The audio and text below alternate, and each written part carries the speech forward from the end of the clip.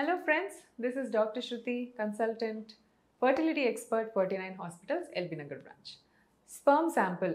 So sperm samples ni freezing kuda pettukuntara ani adigaranamata. Endukante too many couples ee madhya distance working lo unnaru. Husband cannot come on the same time. Veella fertile period unnappudu husband undakapochu, or sudden emergency vachi abroad vellatama, లేదా మనం IUI చేయాలనుకున్న రోజు are the fertile day రోజు వాళ్ళకి sample రాకపోవడము టెన్షన్కి, ఇట్లాంటి చాలా reasons వల్ల fertile పీరియడ్లో ఆ ఇంటర్ కోర్స్ మిస్ అవుతున్నారు అనమాట so many couples. But that main golden period where ఆ స్పర్మ్ రావాలి, ఆ కరెక్ట్గా ఎగ్ రిలీజ్ అయ్యి ఒక 20 hours మాత్రం ఉంటుంది. దాట్ షార్ట్ పీరియడ్ ఆఫ్ టైంలో స్పర్మ్ కలిస్తేనే ప్రెగ్నెన్సీ వస్తుంది. If you miss that point of time you will waste the whole month, మళ్ళీ నెక్స్ట్ మంత్కి వెళ్ళాల్సి ఉంటుంది.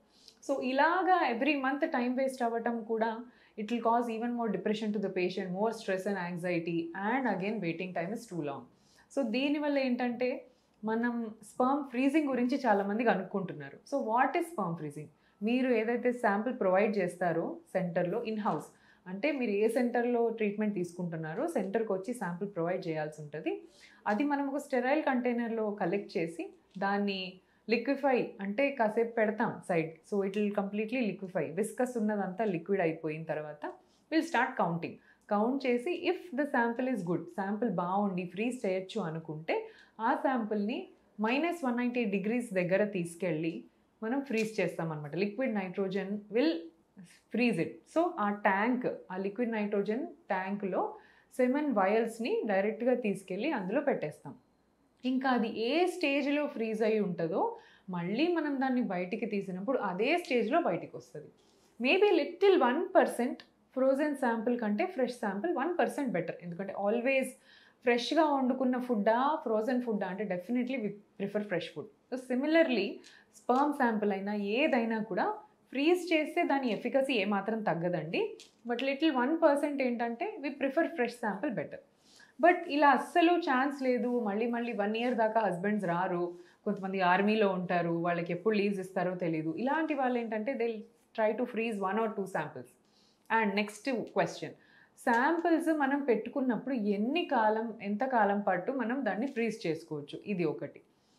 మన దగ్గర స్పర్మ్ శాంపిల్ కానీ ఊసైడ్స్ కానీ ఎంబ్రియోస్ కానీ ఏవైనా కూడా ఒకసారి ఇచ్చిన sample can be frozen for 10 years of time. అంటే అంతకంటే ఎక్కువ కూడా చేయొచ్చు, కానీ 10 years is the limit. So మీరు 10 years లోపు ఎప్పుడు వచ్చినా కూడా మనం రెన్యూ చేసుకుంటూ ఉండాలి ఫ్రీజింగ్ని. అంటే దానికి తగిన గ్యాసెస్ కానీ అవి కానీ అన్నీ మారుస్తూ మళ్ళీ ఫ్రీజింగ్లో కంటిన్యూ చేస్తూ ఉంటామన్నమాట.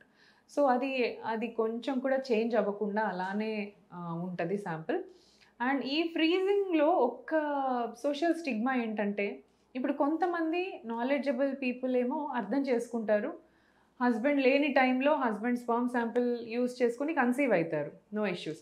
బట్ ఫ్యూ పీపుల్, కొంతమంది ఊళ్ళో ఉన్న వాళ్ళు లేదా రిమోట్ పీపుల్, వాళ్ళ మైండ్ సెట్ ఎలా ఉంటుందంటే, మేము ఫ్రీజింగ్ పెట్టినా కూడా హస్బెండ్ లేని టైంలో కన్సీవ్ అయితే మమ్మల్ని అర్థం చేసుకోరు society, they will think something else, husband లేని టైంలో ఎలా కన్సీవ్ అయ్యారని అనుకుంటారు అని.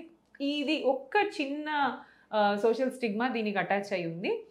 But if that is not a problem for you, then semen freezing is a wonderful option, especially for couples who are in a distant relationship.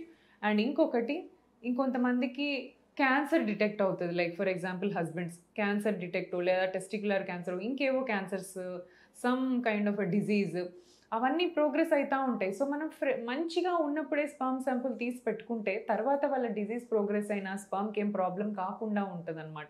So if we take 1 sample and freeze it before it self, తర్వాత అతనికి ఏ problem వచ్చినా మళ్ళీ cure అయిన తర్వాత if he wants to become a father, you can use this sample. Because treatment తర్వాత ఉన్న sample, cancer treatment తర్వాత sperms చాలా డ్యామేజ్ అయిపోతాయి రేడియేషన్కి, కీమోథెరపీకి. సో మనం ముందే శాంపుల్ తీసి పెట్టుకుంటే ఇది వాళ్ళకి చాలా యూస్ఫుల్ అవుతుంది. సో ఈ జనరలీ 2 indications మనం స్పర్మ్ శాంపుల్ని ఫ్రీజ్ చేస్తాం. It is absolutely safe, 100% legal, and it is done in our centre with RI witness card. So మీ స్పర్మ్ శాంపుల్ మిస్ మ్యాచో లేదా అక్కడిక్కడ అట్లా అవ్వకుండా ఒక proper RI witnessing system is in place. అంటే మీ QR కోడ్, మీ శాంపుల్ QR కోడ్ మీకు ఇచ్చింది మ్యాచ్ అవుతేనే అది అప్రూవ్డ్ అని ఇస్తుంది అనమాట. సో ఇంత ప్రాపర్గా ప్రోటోకాల్స్ ఉన్నాయి కాబట్టి semen freezing is safe. Thank you.